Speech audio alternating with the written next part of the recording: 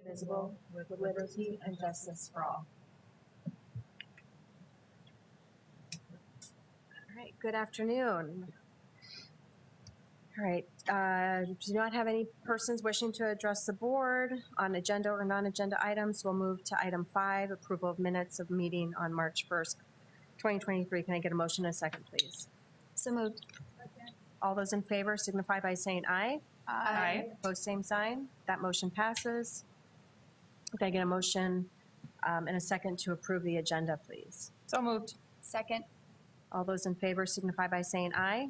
Aye. Opposed, same sign. That motion passes. No conflicts of interest for us to review this month. So moving on to the approval of the consent agenda. Can I get a motion and a second, please? Second. All those in favor signify by saying aye. Aye. Opposed, same sign. That motion passes. And now we're on to reports of the president. First up is our early child academic update report. Good afternoon, Madam President and the board. Thank you for having me come visit about early childhood. As you'll notice up on the screen, my name is Loretta Lelux. I have actually been an instructor out at Southeast Tech since the beginning of the program as an adjunct and then full-time for 7 years. So my passion has always been early childhood, so I'm excited to share with you some of the wonderful things we've been doing out there on campus.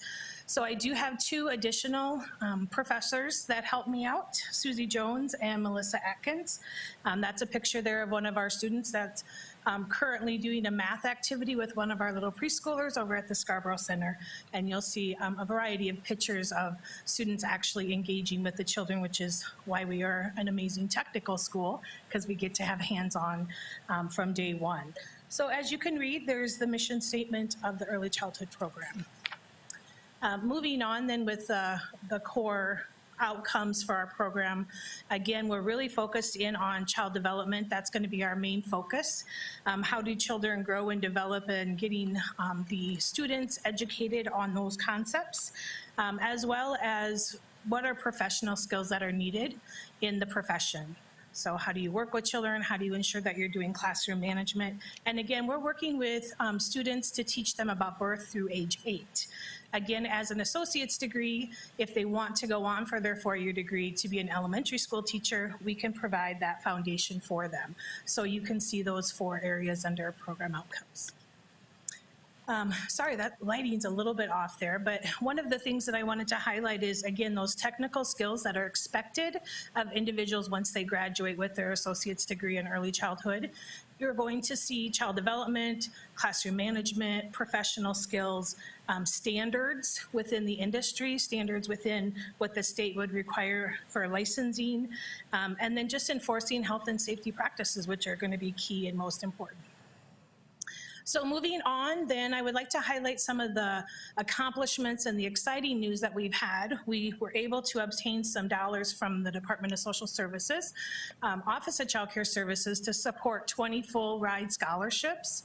So that is amazing. We've had 8 students that are currently enrolled, and then we will award 12 more for the fall of 2023.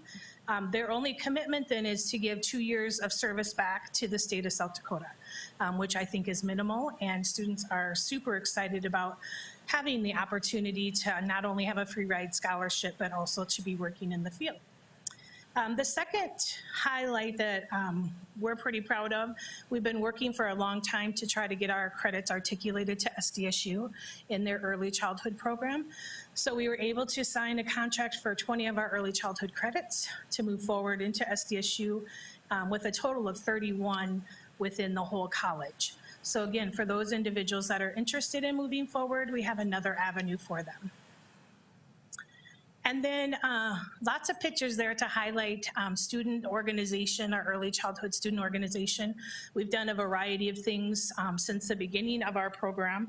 Again, we really find meeting some of those community needs with families and children really important for our students to be networking in the field.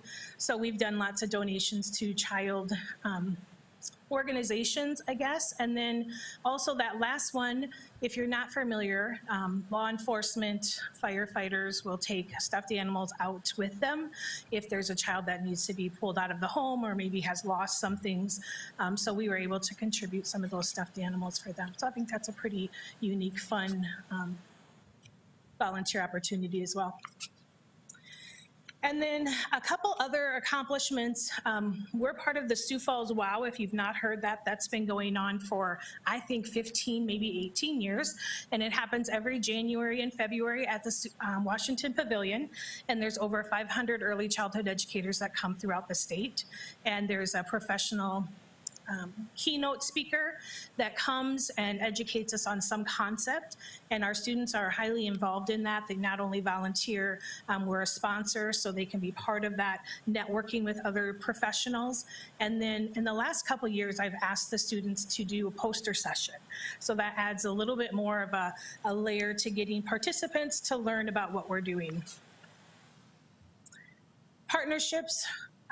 Boy, I have to tell you, there's a lot of partners we have out there, especially in early childhood. Without their support, we couldn't have the students learning about children, and I have never been turned down.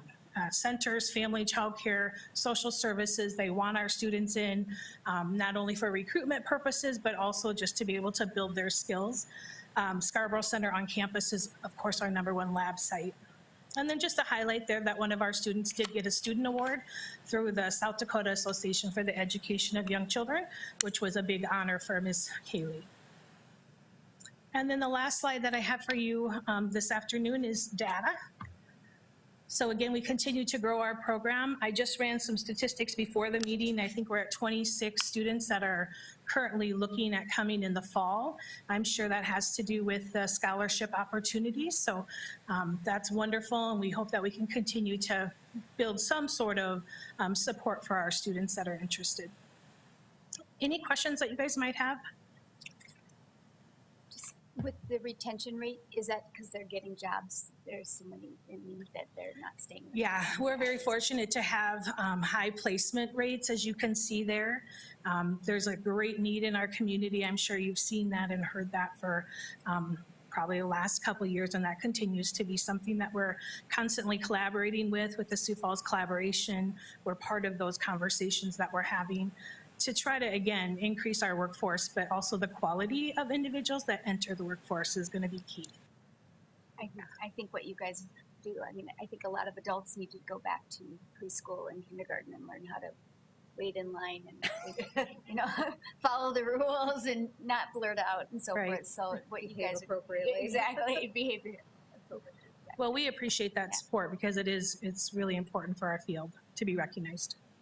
I would just add, like you said, there's such a high need in the community, and not just for somebody who just wants to go work in a daycare, but somebody who truly has the knowledge. Mm-hmm. And as a parent, you know, I think it's so important to try to understand those developmental milestones and those developmental just behaviors, because we've all been out in public and you can see children who you may call it misbehaving, but they're probably behaving at their developmental level. Right. And it's the reaction of the adult that's with them that's maybe causing the issue to blow up. And so as parents and as adults in the community, and especially as child care providers, it's so important for them to have that understanding of what are they developmentally ready for and how can I respond to that in a healthy way. And so these students aren't just going to go work in a daycare or whatever it is and be just another person, but they're going to have the skills and the knowledge to be able to guide those maybe parents by example, or for sure the students, and give them positive responses to whatever that behavior might be. So such an important role in our community, and these are a lot of our future students in our kindergarten classes and all the way up. And so having the ability to have students with these skills is so important to all of us. Yeah, I agree totally. Thank you. Yeah, thank you. All right, no other questions. Can I get a motion and a second to approve the early childhood academic report?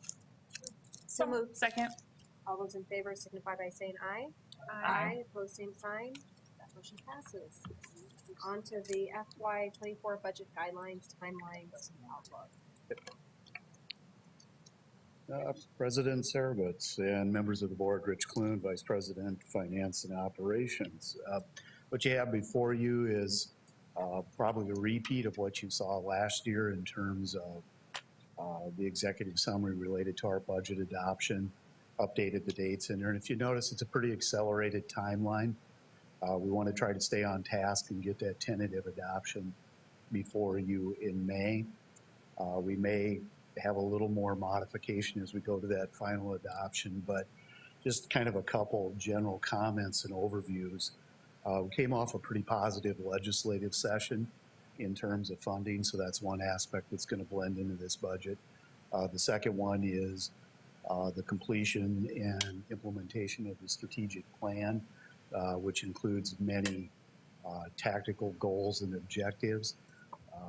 Our enrollment trend is looking better than it has in the past.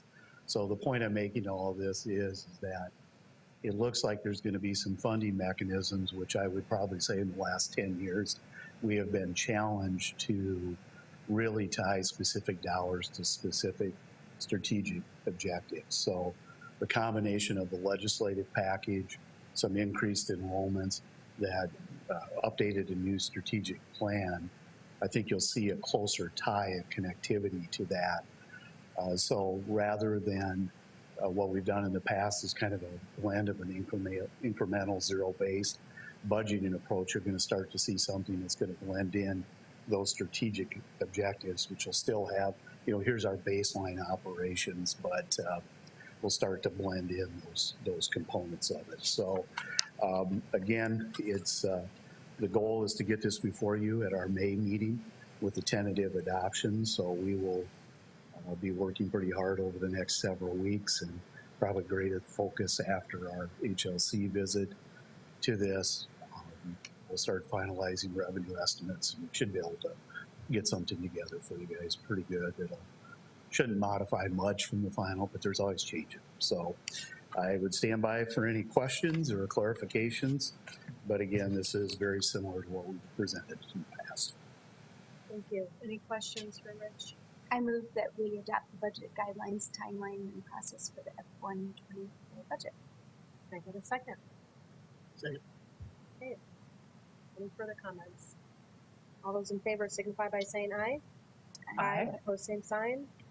That passes. Thank you. We will look forward to your report, in-depth report in May. All right, moving on to the second reading of STC policies, AC, CHD, and ECAE. These were already out for a first reading, so this is just a second reading of the policies. Any comments, questions on those? Did you guys receive any comments? Okay. All right, so no comments were received. Can I get a motion and a second to approve the second reading of said policies? So moved. Second. All right, all those in favor signify by saying aye. Aye. Opposed, same sign. That passes. All right, thank you. After we adjourn, we are moving into a work session. So I just remind people of that. But if I can get a motion and a second to adjourn. So moved. Second. All right, all those in favor signify by saying aye. Aye. Aye, opposed, same sign. That passes. We are adjourned. Thank you, everybody. Anybody need a break? No?